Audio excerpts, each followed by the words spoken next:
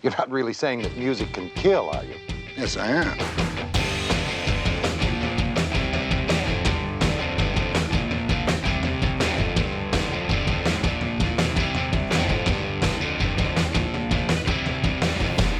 Music can be a very powerful thing.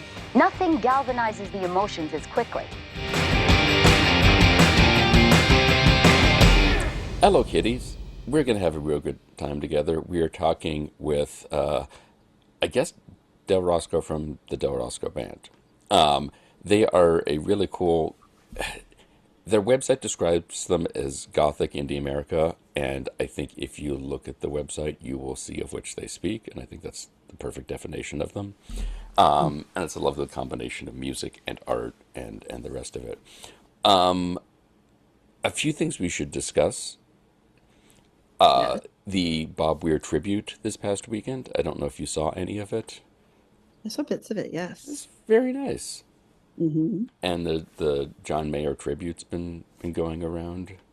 Very much so, yes. And it's one of those things where I think he has been in the past 10 years so much like the Dead World, where you almost sometimes forget how controversial it was when Bob Weir was like, yes, this is the guy I want to play with.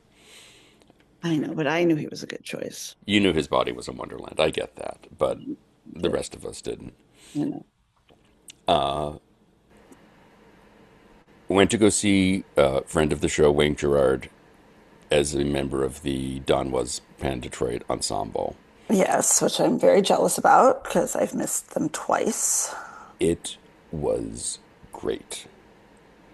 I have So no doubt. the audience there was a lot of deadheads there. Amazing. To the point that there were people outside selling T-shirts, and there was a poet for hire there, where if you gave him a topic, he would write you a poem on a typewriter. Did you ask him to write a poem about us? I didn't. I should have. Just the disappointments just keep coming. I know. So the show was broadcast. I didn't realize this on Nugs. I don't know if you're familiar with that site. So you apparently can go see it all. Sure will. But so the show starts shortly after 8, and Don comes out with just his drummer and the saxophonist, and starts talking about Bob Weir and like what is meant to him and all this stuff. And he says, like, so tonight we're going to kind of do something different. We're going to go off the set list. And he brought up Tom Hamilton, who was the lead singer for Joe Russo's Almost Dead. And also, I didn't realize Billy and the Kids, the Bill Kreutzmann project.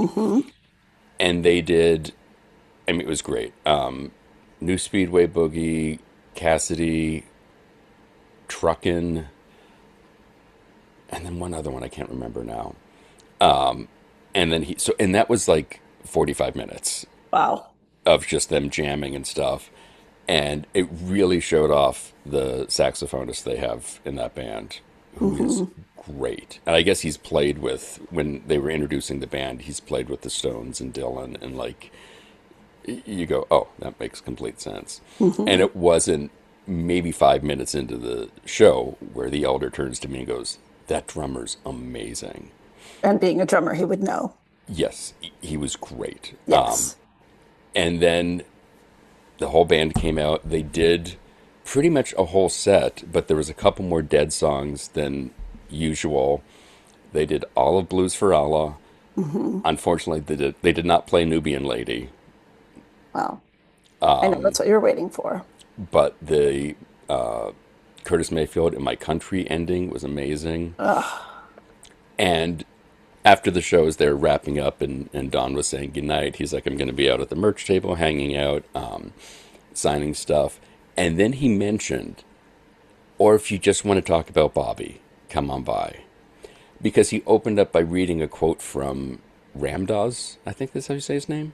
Okay. And it was written when Jerry died. And he's like, I'm not going to change it from Jerry to Bob, but you get the gist. And it was basically like, there's now no longer one Jerry, there's a million Jerrys. And now there's no longer one Bob, there's a million. And so it just sort of felt like, and I talked a little bit with Wayne after the show, and I said to him, like, I think it was when they hit Shakedown Street, in their regular set that you could feel almost like the whole crowd just be like, okay, let's focus on the positive. Let's, Right. because he said at one point, like that Bob told him he wanted this music to live for 300 years the way Beethoven, Mozart's has. And he's like, and I think it's going to happen. And you just, the first set, and it was great. Like, it was not a morbid, sad truckin', because I Right. don't think such a thing is possible. No. But it was a little more like, let's just appreciate what this person did in the world. That's so cool. And then by the time they got to the full set, and their lead singer, I mean, the whole band's great. The lead singer was amazing. Her range is great, just entertaining to watch. The whole band is unbelievable. Yeah. And it's like, and the elder was looking and he was like, these are all studio guys, aren't they? I was like, I think some of them are. The keyboardist is Eminem's producer and co-wrote Lose Yourself. And then their trombonist, who's the most low-key of anybody, is the, like, head of the music department. I think he said at Wayne State. Like, and knew what he was doing, clearly. We don't mess around in Detroit. It was just, and he was wearing a Tigers hat, and the drummer was wearing a shirt that just said Detroit 313. Like, it was, Detroit was represented. As well, we should be. But just every single one of them on their own are great musicians, and the stuff they were doing. And the horn section on these Dead songs, because when we talked with Wayne, we were like, I think I said, like, that's got to be intimidating, try to learn Jerry's parts. And he does that, but he doesn't sound like Jerry. There's enough of him in there. And I've got the horn section, so it's changed enough where it's just like, here's how great the song is. Yeah. And everybody was dancing and swaying and having a great time. And if they're in your neck of the woods, even if you don't think you like jazz, go see them. That's so cool. And if you do like jazz and or the Dead, go see them. That's awesome. So, If you just like music, you should go see them. yes, very much so. I might ride about a cowboy who doesn't ride his horse. I ride about a sailor who's always off his course. I ride about a miner who doesn't like divorce. I ride about the devil looking for a soul. But I promise. Well, Robert, we didn't come here to talk about the Brady Bunch. We might have. We could have. We could have. I could talk all day about the Brady Bunch. Yeah. See? So, Cousin Oliver, what was his deal? My mom's name is Carol, and I was Bobby when I was young, Robert now. Then my middle brother's Greg. So we were half the Brady Bunch. Wow. Did you have a dog named Tiger? No, we didn't. Damn it. A butcher named Sam. Anyway. We do have a girl in the band named Marcia, which is very unusual. See? Yeah. It all comes back. See, I told you. We're going to start here. So, this record, it sounds really cool. This is thank your second record, third? Our first one for this. Yeah, first one is our debut. Okay. Even better. Yeah, yeah. I was, yeah. Starting out strong. Oh, thank you. Yeah, it was because of our bass player's alien. He had cancer and he wasn't, he's not doing good at all. And so we really we had to have him be a part of it, So we kind of we were going to do an EP, like a 6-song. They were like, what? Let's just lay down all the tracks and see how much we can get him on it, And he was a trooper. He was like driven. His favorite thing is playing music, So he was extra driven to get it done. So it was a whirlwind, that first record, recording it. And it must have added, I mean, this is probably the understatement of the year, but it must have been an incredibly touching, moving recording process, just knowing what he's going through and getting to be there and to get to work with him. Yeah, and I've known him for a long time, and he's just such a good soul, and and his wife plays accordion and keyboard with us too. So it was just a big family. I don't think we could have gotten through it if it wasn't all of us. We're very close, all of us, as friends, and family. My brother's in the band as well, but So yeah, you're right. It was very emotional, and a lot of my songs, you know, they're not always happy lyrics too. Even before this all happened. So yeah, it was some songs are harder to perform for sure. Yeah. I and it's interesting because the record and the songs, just looking at the picture on the homepage of your website with all the masks and everything, Uh, it's got a great vibe to it. And listening to it, I kept thinking like there's some sort of Flannery O'Connor, Shirley Jackson vibe to all of this. And maybe that's just something caught me early on and I couldn't get it out of my head. But these stories, the idea of the gothicness of it all, yeah, where yeah. did that come from? Was that something you kind of always wrote that way, or was this I something you think guys kind of pursued? yeah. Well, I couldn't have written the songs that I'm writing now when I was younger. I just didn't have that perspective. But Certainly.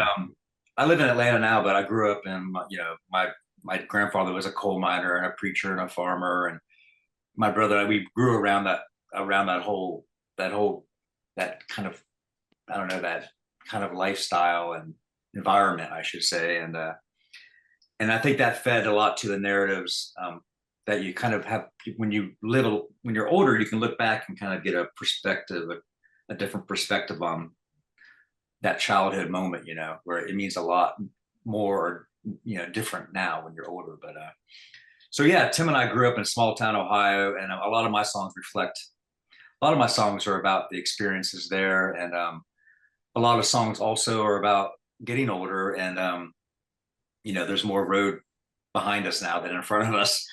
So a lot of it's just reflective kind of songwriting too. And Tim and I are both illustrators by trade, so we like telling stories. It's all about pretty much pretty linear stories, roughly, pretty linear, I guess. But we love a good narrative, and I think that the costumes and the masks we make are very reflective of our own aesthetic and our what we illustrate actually, which is tends to be those kind of fantastical characters. You know, you know. What's in, what's interesting because, to be able to do that both visually and musically is a pretty rare gift, right? Most people can do it one way, not the other. Well, no, most people can't do it anyway. They can just appreciate other people Yeah, doing it. But then to actually be able to apply it multiple ways is pretty rare. yeah. I think that our instrumentation too, it really feeds. I've been in indie rock bands and in an instrumental band recently, like a kind of a surf, we call it surf gaze record, shoegaze kind of stuff. So it was instrumental. That was for the last 5 years. So I guess my brother moved to town and he played mandolin. He played bluegrass music, right? And him and my girlfriend, who's from France, she sings in a couple songs. We just got together and it had this. I don't know. It's the combination. We didn't want to play bluegrass music necessarily, but once we got together and those old timey instruments, I don't know, kind of fed to the narrative. I think it was inescapable of how we would write, and so we started writing. Then we got other members in the band, and it just kind of works. It's Americana, but it's kind of country curious, uh, uh, bluegrass curious, and folk. I think folk is a big part because folk music is always strong storytelling, right? Not Hmm. so abstract, but actually understandable, relatable lyrics, relatable language. And I think that a lot of our songs kind of have that. It's relatable, it's familiar, but it's also at times cinematic and a little bit challenging, kind of gets you in there, and so hopefully it sucks you in to the songs. Yeah, and how did you find that sound? Was it something that just sort of naturally came? And as you're writing songs, can you set aside, can you get out of the surf gaze Yeah, vibe and to exactly. get into because those are two very different beasts. Yeah, no delay pedals, or a lot less pedals. Actually, out of anybody, my brother plays mandolin and he plays octave mandolin as well. He has more pedals than anybody else. I play acoustic and my girlfriend plays rhythm guitar. Then my best friend from high school plays the lap steel. And I do think that the lap steel and the mandolin give it the haunt. It gives it that kind of ghostly, kind of a moody kind of vibe in some of the songs. I always kind of somebody described our steel player as the sauce, like we're the spaghetti, and he's the sauce that kind of puts it all together and kind of coats it with this fog, this kind of gauze, a sadness, I think. But and also it has a kind of an Eastern European vibe sometimes with the accordion, I think, and it wasn't on purpose. And you ask how we got the sound. My brother did not want to play bluegrass licks, and he had to kind of retrain himself to play mandolin, but not because in bluegrass, mandolin never shuts up. It's just going all the time. Yeah. Shut up, So we had to kind of learn about melody, and there's only like 3 or 4 bluegrass songs, so he had to learn how to just interpret his instrument and interpret the songs through his instrument. So that was a big part of it, and it's exciting because it makes me write and everybody kind of write and work on the songs in a totally different way, because you have a mandolin, which is very particular sound, of course, and married with the steel guitar, it gets you there's a country vibe. But actually our steel player actually studied the techniques of David Gilmour, which goes back to the shoegaze thing. But so he studied techniques of that when he was learning how to play only like 3 years ago. So he kind of learned from that, and then so yeah, I don't know, it just congealed into this whatever it is. Yeah, it's exciting to kind of not know exactly where you're going. It's like sometimes getting lost is the most fun, so you can kind of find your way. Yeah. Well, I think that is one of the fun things about like so much of that, like the bluegrass movement, like their bluegrass music, especially, and other music genres like that, they like to get lost, right? And a Yeah. lot of other musicians don't, or styles don't like to get as lost. They like to kind of stick to form. Yeah, I agree. Yeah, I'm a huge Billy Strings fan, but Mhm. bluegrass, but he's far from bluegrass too. He's like prog rock. Yeah. Yeah. Oh, yeah. He gets a Yes. lot. He gets a lot of in a lot of people bash him for not being traditional bluegrass, but that's why I like him, because he'll go off and do this like prog rock solos. Yeah. That's exciting. But then he can go and do a traditional, blow your mind with a bluegrass song. And I think also having a band with this, many members, it kind of, there's a lot of little different kinds of, influences in that stew, I guess, and Yeah. if you can't try to control it, or you're just, you can't drive it, or, navigate it too closely, or it'll just be a mess. So at some point you got to go with it, right? You just got to go with the flow. Our songs are, on the shoegaze stuff, I did with my other band, those songs could be long. We could just go on one chord like for, 15 minutes, Yeah. So there's a craft. We have to kind of like, we like our songs to be epic, but we like a short pop song, short, simple Americana song as well. You go from like Black Hats to, then you go to like Bad Lovin', or, then you go to one more song. So there's a lot of different approaches, I think, to the songs. But I really do believe it's the same band doing them, but I think it has different outcomes depending on what the motive is, I guess. Mhm. The song, Makes it fun. You mentioned that it's hard to write for mandolin, or different to write for mandolin, to say nothing of pedal steel. How do you do that? Are you giving them, because like pedal steel can't really vamp in the background and just do chords. Yeah, you're right. I mean, I write, maybe my brother and I have a certain kind of a telepathy going, I don't know, but a language. I'll write the basic songs, the melodies, and then I'll give them all copies of the songs, and then they'll kind of visit it on their own, and then we'll bring it to practice, and then we'll change the arrangement a lot. A lot of times we'll just change it because it can work better. Basically, like you said, I can't write for mandolin. I can just write.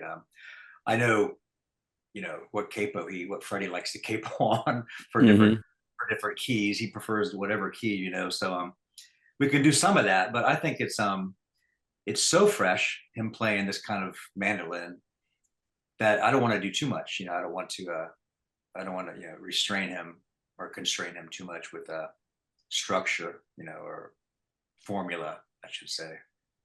but yeah, it's fun. And then the steel player, it's just kind of like a god. It's like a pad almost, you know. Hmm. You won't hear chicken picking on this record, but he has this way of making, like, I call it like the tear machine. It's just really sad, kind of dreamy, and it goes back to shoegaze in a way. It goes back to that David Gilmour, that just kind of.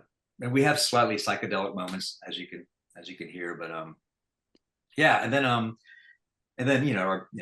Paul on the bass, he did an incredible job, and then we have Matt's the drummer, and he's a great. Well, he's a first drummer I've really kind of played with that was a brush, really good with brushes, and Mm. that's our true talent too, where you're not playing rototoms like Neil Peart. You're so that's a very particular skill as well, and I guess you have to get everybody in the group has to be kind of on the same page as, okay, we're going to be a rock and roll band, or we want the song, the lyrics and the melody to be the drive of the song, But And it seems like writing them is only the first step, that everybody finding their own way into the house of the song. yeah, So, I mean, I'm guessing you're not turning to your mandolin player and being like, I don't know, just arpeggiate this thing and just, Mhm. you know, yeah. I mean, I can't really fly with that guy. you know, um, sometimes we have some just good old honky tonk bluegrass song. We play a couple of them live, and they're fun to play. It's just a different animal. I don't understand it because it's. I mean, he's like, so he's accomplished with, him and this Steve, the steel player, are very accomplished musicians. They ask me what I'm playing. I'm like, I don't know. My fingers are here, and this finger's there. You know, but I've learned a lot playing with musicians like themselves, because it makes me look at things a little differently when I'm writing. And Matt is a really great as a drummer. He's kind of really good at editing, so we don't do things. Mm. We don't go the shoegaze route where you just over. We could probably cut this in half, or we can add this, or maybe we should try a different rhythm here, and it makes a regular kind of like a cliche song or a familiar song be a little more interesting, just by arrangement or just by dynamics. I think Mm. I'm a big fan of Wilco, because they can make a simple country song or Americana song, but they use instrumentation and and rhythms and dynamics to make it to make it much more original, I guess. And all six guys are doing something. Yeah, No one's ever just sitting there twiddling Mhm. their thumbs. Right. yeah. When you have all the instruments we do, you have to know your place, because you can get on top of each other really quick. Yeah. It's but that's discipline, and we didn't have it from the start, but you kind of learn about, okay, well, you don't have to play because you can play. Hmm. Like as a designer, as an artist, like I used to teach, and I would like, just because you can use all the colors in the rainbow doesn't mean you should use all the colors in the rainbow. It's a restraint, I think, editing. Looking at the reviews you've gotten and the websites filled with some really great pull quotes of people saying really great things about the band and about the record and the songwriting. Did you know how soon into the process of putting this all together did you kind of be like, well, this is different than other bands? Was it different than other bands? Because like clearly is striking a chord with folks. I think that I think we thought it would be we didn't know we would end up being this kind of like a have this kind of cinematic Eastern European. My brother, he's like studied like mandolin techniques from, like, Greek, music, and he went into, I think, after we started, and we probably thought we'd just be an Americana band, let's just do country songs. My brother and our dad played country music all of our young life, so we were like, this is kind of nice to get back to that. And we do have country stuff, but the sound became, because I think it's just a natural, we just fell into it. And I like to go back to the instruments. I think that forced us to, okay, we don't want to play bluegrass mandolin. What what is left, So Hmm. that kind of forced us to. I think it was by accident, but it was also about just letting it kind of, like we said earlier, just kind of letting it go and let it kind of. I was a huge fan of bands when I was in college, of Camper Van Beethoven, Mhm. because Yeah, I could hear that. they were kind of Eastern European gypsy kind of. But they had violin instead of the accordion.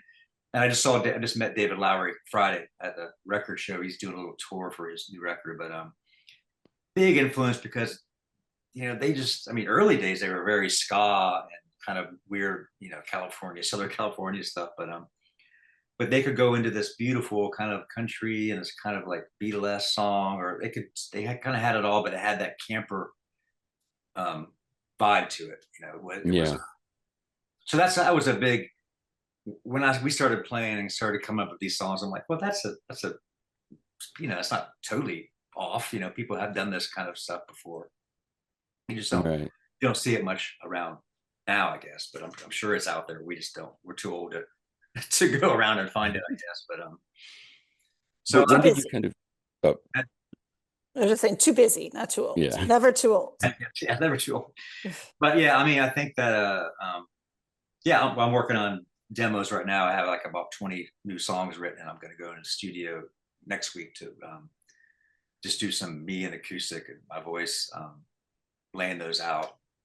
And then what we'll do is we'll go, but we play a few right now, but some the band hasn't really heard. So it's always like I also think your second record, you learn so much from your first record, like what works, how to play with each other. Like, okay, well, that's really good. So that on the first record, that really worked for us, that combination. So it kind of pushes you, it kind of guides you a little bit, and the second record, it can be dangerous too, because you could be like less experimental or less, spontaneous, because you're like, oh, well, let's just do what worked on the first record, Right. You don't want to get into that. I think that's a trap that you can get into. I think you can kind of get complacent a little bit, like, well, we know this works, so.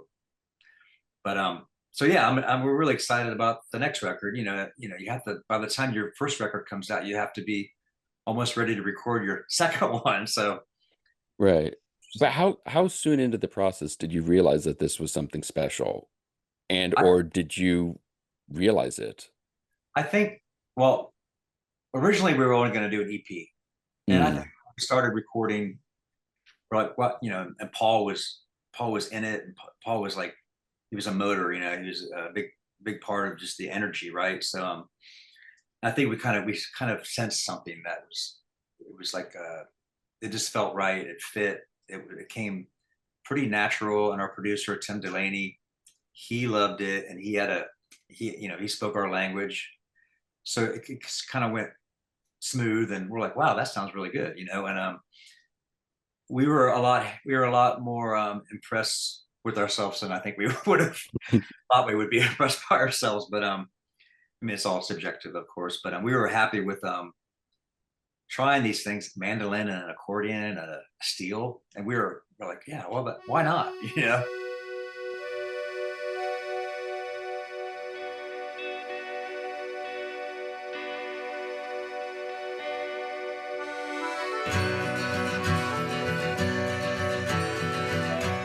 The self-titled album by Del Roscoe is available right now.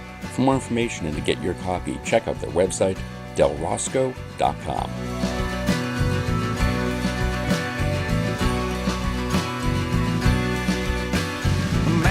Black hat's coming around.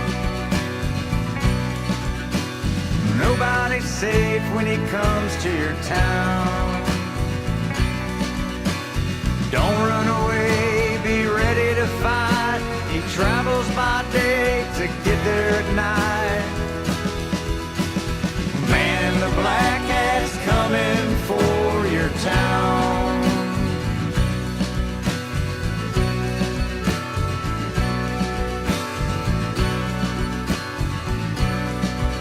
His bony white finger pointing at you.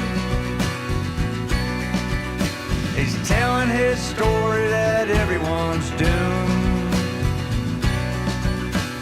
Don't look away.